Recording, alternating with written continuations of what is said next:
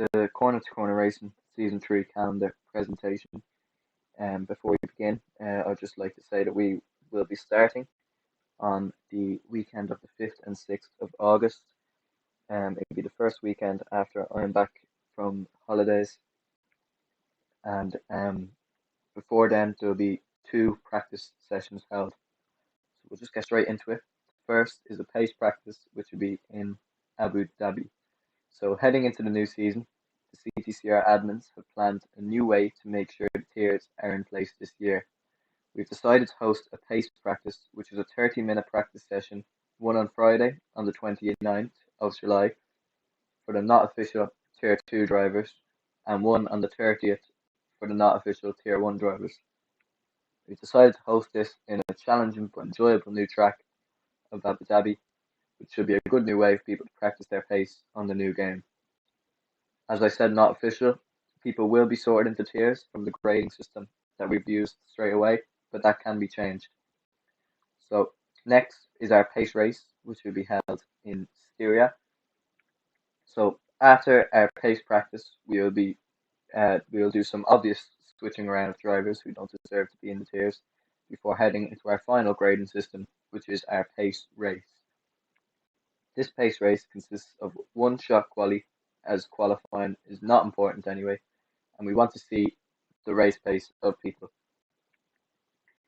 This decides if people that are just not cutting it in Tier 1 or are leading too much in Tier 2. Us stewards thought Austria would be a good track, as it's one of the time trial tracks that we've asked for, and it gives us many long straights and fast corners where the people with assists, such as traction control, may be caught out. So also to note that both pace practice and race pace will be held behind closed doors with no stream to the outside world, and reports will be accepted into round 1 for people who don't behave. So heading into round 1, as that is on a Tuesday for Tier 2 and a Wednesday for Tier 1, that will be in Austria. And to start, heading into round 1 on the 5th and 6th, we will head to Melbourne to the brand new Albert Park. So Albert Park is a track that we've visited only once before, and it was the opener for the league's first ever race back in Season 1. Won by Season 1 championship winner Emilio 98 Robolino. Australia was a hectic race involving 2 safety cars and a dramatic last few laps. As going into the new game, Albert Park has seen some new changes, making it a fan favourite on the grid. But we'll soon find out if that's true when we race here on the 5th. Round 2 will be in Budapest. So the Hungaroring will make its first appearance on the CTCR calendar in its history this season. Heading into the new game, the Eastern European track has been hugely liked circuit and well and truly deserved its spot on the calendar. Known as the Monaco without the barriers, we could see drivers such as FaZe McBot and Lucas Paul 73 dominate this track with its small roads and tight corners. So round 3 is Imola. Another track making its CTCR debut is Imola, a track that was due on the calendar last season but was later taken out due to the season ending early. Imola is a fast-flowing circuit with a mixture of tight and medium speed corners. Also being the first sprint race of the year may add a bit of spice to the weekend, as racers will be tested on taking a risk for a better starting position. Round 4 will be in Baku. So the second track making a return to the calendar is Baku, and our second street circuit of the season so far, as obviously Albert Park was the first. Baku is a notorious track for being fast and dramatic. The last time we raced here, it definitely was that. Eventually won by DMC Ryan Aguirre, the wet Baku was chaotic for the drivers, and that day, amazingly, only 6 drivers finished. The last track before we head into our 1-week break, Baku is going to be a great one to end on. So then we take a 1-week break on the first week of September before we head to Spa-Francorchamps on the 9th and 10th of September. Another track returning to our calendar is Belgium. Last hosted in Season 1, Spa-Francorchamps is a historic track on the calendar that just couldn't be left out. Last won by Lucas Paul 73, Belgium was another chaotic race on the calendar that caused a lot of controversy and crashes. Our first track back after the first break, Spa, will be a track that should ease the drivers back into racing. Round 6 is Monza. Yes, another returning track. Monza has been a staple on the Formula One calendar for many years, and it's the same on CTCR. Last hosted in Season 1 but scheduled for Season 2, Monza is known as the Temple of Speed, and rightly so. 3 long straights with 2 DRS zones should create many opportunities for overtaking, especially with the slipstreaming power on the new game. Also our second sprint race of the season, Monza should have the exact same scenarios as Imola. Those scenarios being, should the drivers take that extra risk and go for that extra starting position for the main race. Round 7 will be in Silverstone, the only track on the calendar that will be raced in all 3 seasons of CTCR. Silverstone is a classic track known for its great battles and tricky high-speed corners.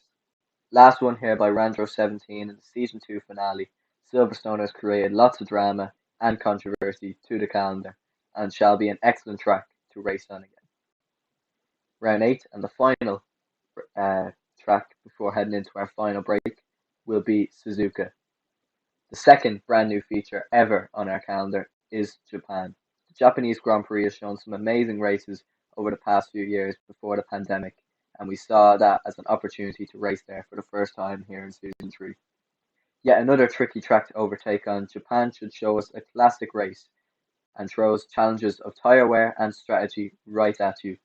The last race before our final 1 week break, Japan should be an interesting way to end off the mid-season. Heading back for the last 4 races of the season, we will head to Miami. So Miami is the third newest addition to the calendar and Formula One's brand new track. The Miami Grand Prix could not be missed out this season.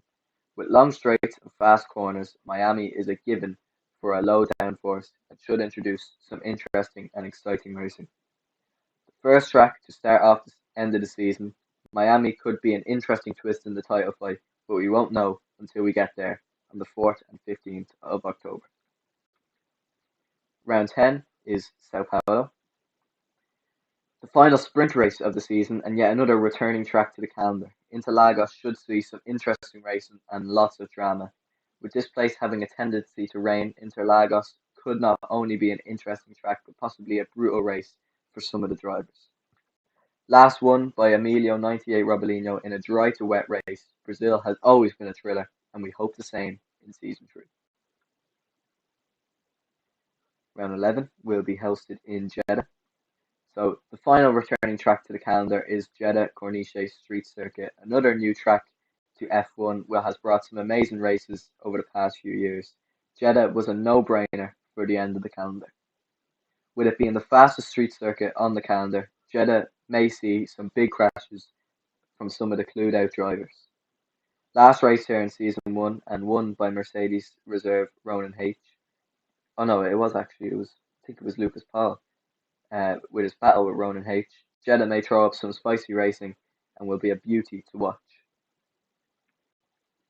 Finally, in round 12, it's going to be Abu Dhabi. So we return to Abu Dhabi after its pace tests, and what better track to put as the end of the race but the new and improved Abu Dhabi Grand Prix. The 4th newest track ever to the CTCR calendar, Abu Dhabi should show off some intense racing with plenty of overtakes down its 2 main straights. Being the finale, we expect some drama and controversy, maybe not on the same level as real life last year, but we hope for a final day title fight between many of the Tier 1 and Tier 2 drivers. So that will be our calendar. I hope you have enjoyed this very short stream and I hope you're all happy with the calendar.